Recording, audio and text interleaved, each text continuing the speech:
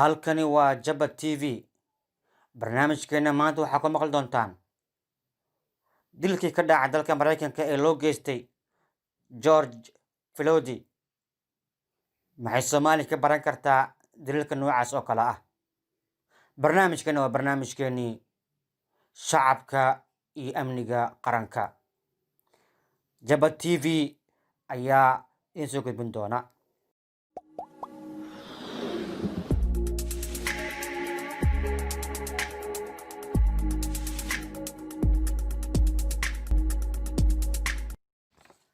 banaanbaxyo ballaaran ayaa waxay ka socdaan gobollada iyo magaalooyinka kala duwan dalka Mareykanka.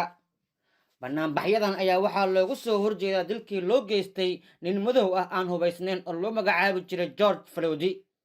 sidoo kale shacab fara badan oo ka caraysan dilka loo geystay George Floyd ayaa isugu soo baxay magaalooyin ka baxsan dalkaasi sida London, Toronto, Berlin. dhammaan dadweynaha banaanbaxyada dhigaya ayaa waxay ku dhawaaqayaan in cadaalad loo helo dilkii George Floyd. haddaba dowladda Soomaaliya cashar noocee ayay ka qaadan kartaa mashaqadan ka taagan dalkaasi Mareykanka, iyadoo la og yahay in ciidamada Soomaaliya dilal joogta u geysan dadka shacabka ah ee waxba galabsan. waxay ahayd 2 Juulaay 2008 markii ciidamada dowladda Soomaaliya gaar ahaan kuwa loo yaqaano xasilinta ay dil bareera u geysteen qof shacab waxba galabsan. sidoo kale 2 February 2019 ayaa ahayd xilli magaalada Muqdisho haweeney saarneyd mootobajaaj dil bareera loogu geystay. haweeneydaas loo magacaabi jiray Xaawo Sheekh. dilkaas oo ka dhacay isgoys kala wadaag ee magaalada Muqdisho. dilalka loo geysto sidoo kale darawallada ama dhalinyarada bajaajta wado ayaa ah kuwa aan halkan lagu soo koobi karin. 25 Abriil 2020 ayaa xilliga la soo rogay bandowgii coronavirus ciidamada dowladda Soomaaliya ay ku dileen dad 2 qof oo shacab ah waxba galabsan degmada Boondheere.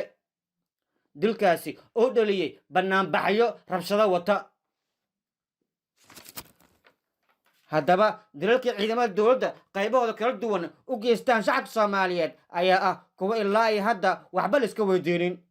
sidoo kale ma jirto askar weli loo maxkamadeeyey.